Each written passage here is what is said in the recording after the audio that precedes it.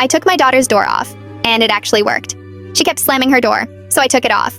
It started about 6 months ago. Every argument, every little thing that didn't go her way, slam. Every time I asked her to do dishes, slam. When I told her she couldn't go to some party where I knew there'd be drinking, slam. The sound would shake the whole upstairs. My coffee mug fell off my nightstand twice from the vibrations. My husband Dave kept telling me to ignore it. He'd say, "Kids go through phases. She'll grow out of it." Easy for him to say since he's usually at work when most of the slamming happens.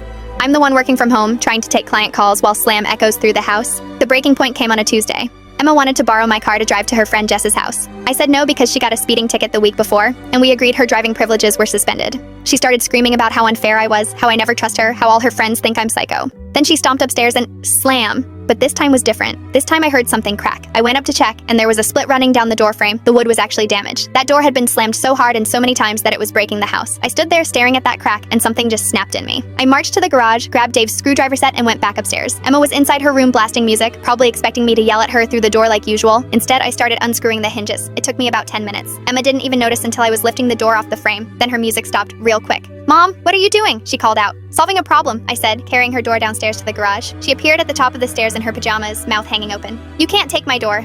I need privacy." "You lost door privileges when you damaged the house," I told her. "Privacy is earned, not guaranteed." The next few days were interesting. Emma tried everything. She hung a bed sheet across the doorway, which I took down. She moved her dresser to block the opening, so I moved it back while she was at school. She even tried staying at her friend's house, but Jess's mom called me asking what was going on. By day 4, Emma was sitting on her bed when I got home from the grocery store. No music, no phone, just sitting there. "This is embarrassing," she said. "What if someone comes over?" "Then maybe you'll think twice before destroying property," I said. I wasn't destroying anything. I was just mad. The door frame says otherwise. That's when she actually looked at the crack she'd made. I could see her face change when she realized she'd actually damaged something. Day 7 was when things got real. Emma's boyfriend Tyler came over to work on some school project. I watched from the kitchen as he walked upstairs, expecting to go into her room, and just stopped dead when he saw the empty doorway. "Where's your door?" I heard him ask. "My mom took it." "Why?" There was a long pause. "Because I kept slamming it." Tyler didn't say anything for a minute. Then I heard him go, "Oh yeah, that makes sense." Even her boyfriend thought it was reasonable. That's when I knew I wasn't completely crazy. It took 3 weeks total. 3 weeks of Emma having to face the consequences of her actions every single day. No dramatic exits, no satisfying slam to punctuate her anger.